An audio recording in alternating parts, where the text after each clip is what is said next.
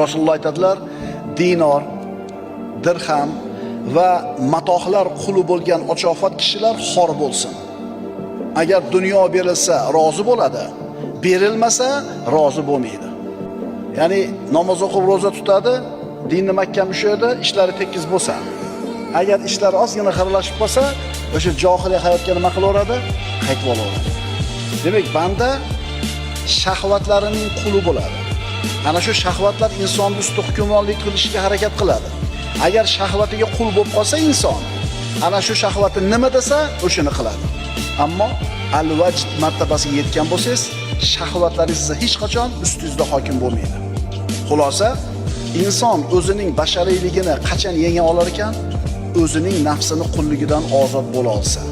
Agar nafsini qulligidan ozod bo'la olsa, eng oliy martabaga erishadi. Eng oliy martaba nima?